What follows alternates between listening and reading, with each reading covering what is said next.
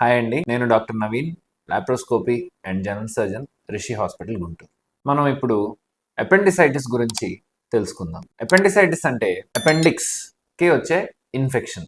Appendix అనే దానికి infection వచ్చినప్పుడు దాన్ని అపెండిసైటిస్ అంటాం. తెలుగులో మనం అపెండిక్స్ని 24 గంటల పేగు అని కూడా అంటాం. అపెండిక్స్ అనేది స్మాల్ ఇంటెస్టైన్ మరియు లార్జ్ ఇంటెస్టైన్ కలిసే దగ్గర ఒక చిన్న తోకలాగా ఉంటుంది. దీనికి ఇన్ఫెక్షన్ వచ్చినప్పుడు మనం కడుపులో నొప్పి, కుడివైపు కింద భాగంలో నొప్పి అలా మొదలవుతుంది. దాంతోపాటు చాలా మందికి నొప్పితో పాటే జ్వరం మరియు వాంతులు అవుతూ ఉంటాయి. ఏ డిసీజ్ అయినా కానీ natural course of the disease అంటారు. అంటే మనం ట్రీట్ చేయలేదు, వదిలేసాం, అప్పుడు ఆ డిసీజ్ అనేది ఎట్లా ప్రోగ్రెస్ అవుతుంది అనే దాన్ని natural course of the disease అంటారు. అట్లాగే అపెండిసైటిస్ అనేది వచ్చిన తర్వాత ఇన్ఫెక్షన్ అనేది మనం దాన్ని ట్రీట్ చేయకపోతే పెరుగుతూ ఉంటుంది.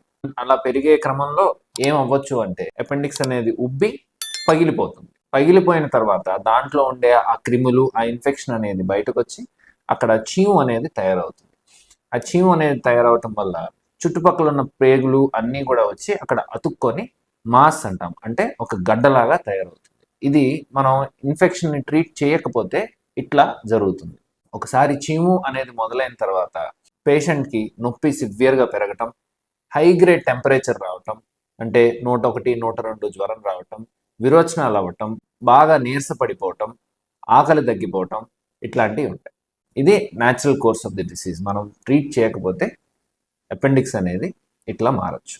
ఒకసారి ఎప్పుడైతే మనకి నొప్పి, కడుపులో నొప్పి వచ్చింది, దాంతోపాటు వాంతులు, జ్వరం వచ్చినాయి అనగానే మనం ఎవరైనా డాక్టర్ని కన్సల్ట్ చేస్తే జనరల్గా డాక్టర్ గారు పరీక్ష చేసి అట్లాగే టెస్టులు చేసి అపెండిసైటిస్ ఉంది అని నిర్ధారించవచ్చు.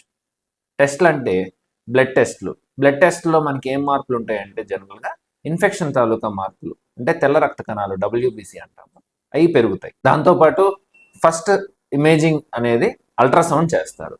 అల్ట్రాసౌండ్ స్కాన్ చేసిన తర్వాత దాని ద్వారా అరౌండ్ 90% ఆఫ్ ది టైమ్స్ మనకి అపెండిసైటిస్ అనేది ఉంది అని కన్ఫర్మ్ చేసుకోవచ్చు, నిర్ధారణ చేసుకోవచ్చు. కొన్ని కండిషన్స్లో అరౌండ్ 10% ఆఫ్ ది పేషెంట్స్లో అల్ట్రాసౌండ్ స్కాన్లో మనకి అపెండిక్స్ అనేది కనిపించకపోవటం అనేది జరగవచ్చు.